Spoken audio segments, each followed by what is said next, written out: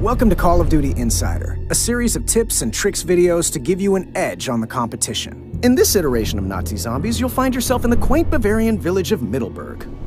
Look at this place. There's a toy shop, a town cobbler, a beer garden, and an enormous underground laboratory built by Dr. Straub to bring about the final Reich with his legions of Nazi zombies. Their heads explode so good. But you'll have to play smart if you don't want to become zombie food. In this episode, we'll be counting down our top 5 tips for Nazi zombies. Exit strategy. You'll want to spend your first few matches getting the lay of the land. As you start to open up new parts of the map, take note of how the different locations connect to one another. That way you can always have an escape route planned if things get hairy. Knowing how to get around will also help you complete new objectives, which will unlock new escape routes and new areas. Fistful of jolts.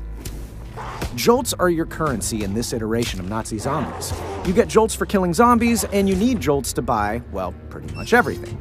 It may be tempting to spend your excess jolts on every shiny new gun you see mounted to the wall, but try to be frugal. You never know when you're going to need those jolts to open a gate, or set a trap. You'll also want to keep those jolts evenly distributed. You can do this by dropping jolts for your teammates. Here you go. One for you, and one for you.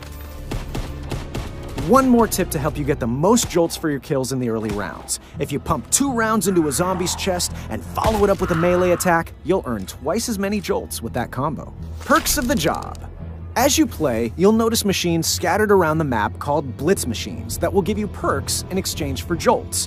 They're a bit pricey, so you may want to skip them at first. However, these perks will come in handy later on. Stamina Up, for example, greatly increases your sprint duration. You'll want to start collecting these perks as soon as you can afford them. Once you buy one, you'll have it until death do you part.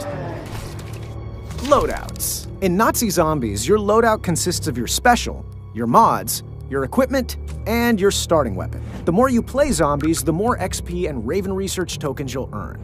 These tokens unlock mods that can either give perks to your character or add a useful twist for your special ability. You can equip up to 3 mods at a time. What are special abilities, you ask? Let's say these zombies are getting a little too clingy. Pop Shell Shock to push them back. Aw, look at them. They don't even know what's going on. Tired of limited ammo? Pop Free Fire and upgrade to an unlimited bullet plan. Ever want to revive your teammates without all the attention? Pop Camouflage and move around undetected. Not getting enough attention? Pop Frontline and start kiting. Speaking of, let's go fly a kite.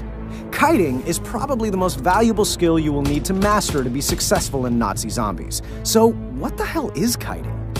Well, see how this guy is dragging a mob of zombies behind him? Kind of like a kite?